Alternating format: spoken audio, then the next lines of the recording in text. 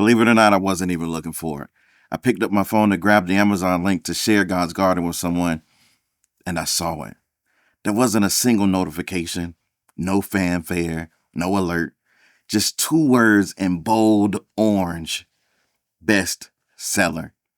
My book, God's Garden, rose past Strong's Concordance and Muntz's Hebrew Grammar and was sitting at the #1 spot in Bible language studies.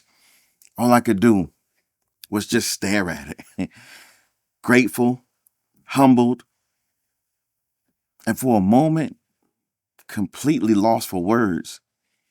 2 things came out of my mouth. First, Father, I thank you. And the second, though you couldn't even hear me, I thanked you.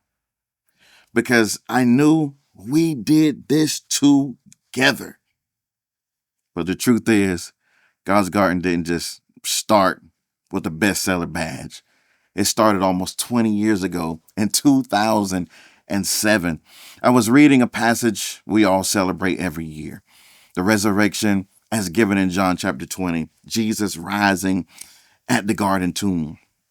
But then I noticed something that made me pause. Mary is searching for her Lord. 2 angels appear. And then she looks up and sees Jesus, but doesn't recognize him. She mistakes him for the gardener. That detail hit me like a strike of lightning.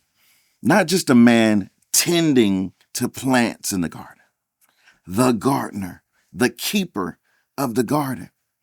And I thought to myself, this is too intentional to ignore. And that moment launched me into years of study, back and forth through the scriptures, ancient sources, Mesopotamian myths, Egyptian religion, Greek mythology, and every single time, the Bible wasn't borrowing from these stories. It was actually correcting them. And the more I studied, the more I realized the garden story wasn't just background. It wasn't just framework. If you pay close attention, it's the thread that ties almost every story in Scripture all together. And the resurrection in the garden tomb is one of the clearest echoes of the garden in Eden. Watch this. In Eden, God placed cherubim at the east to guard the way to the tree of life. Not because Adam had sinned. The Hebrew doesn't mention sin until the next chapter, chapter 4. But because God would not allow him to live forever in that altered state, knowing good and evil. At the tomb, Mary sees 2 angels. Coincidence? I don't think so. One of them at the head and the other at the foot of where Jesus had lain. This time, not to bar access, but to bear witness. The way to life is open again. In Eden, Adam was prevented from taking hold of the tree of life after knowing good and evil, from which he would surely die. At the garden tomb, eternal life is restored, not through a piece of fruit, but through the resurrection from the dead. And Paul captures this contrast when he writes, the first man, Adam, was a living soul. The last Adam was a zoopoieo, life-giving spirit. 1 Corinthians chapter 15, verse 45. In Eden, Adam's role was to avad and shamar, keep the garden. At the tomb, Mary mistakes Jesus for the gardener, not by coincidence. This had to be by design, because Jesus is the true gardener, the second Adam, the one who carries to completion what the first Adam began.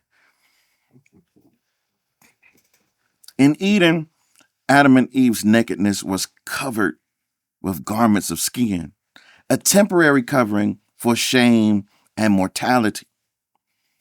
The garden tomb, the burial cloths are left behind folded, and abandoned because shame and death themselves no longer require covering.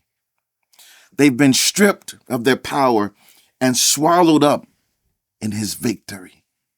In Eden, the first man was formed from the Adamah, the earth itself. At the garden tomb, the last Adam rises from the heart of the earth, breaking death's hold forever. Can you see it? The Bible story of life begins in the garden, and eternal life begins in a garden. That's the heartbeat of God's garden, to show that these aren't random details. They're deliberate patterns the biblical writers, God, embedded into the text.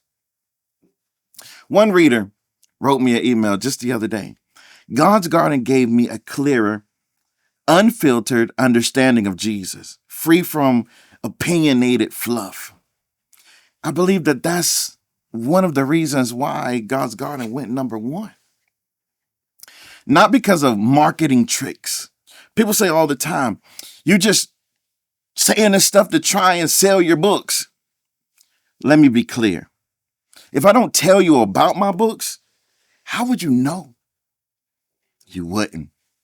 I tell you because people are hungry for depth, for clarity, for truths hidden in plain sight. So here's my invitation to you.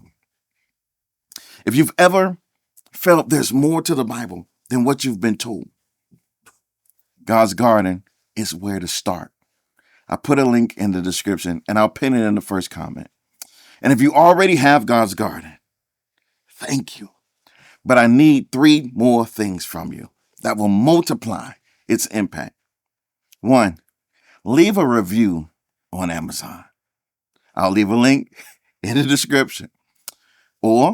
And give the copy to someone who's hungry for truth. And lastly, share this video with others so they can see what's been overlooked for far too long. Because this isn't about a badge that says bestseller. It's about a movement. So yes, thanks to our God and to believers like you, God's Garden is now a number 1 bestseller. Thank you. But the real victory isn't in that rating. It isn't in that orange label.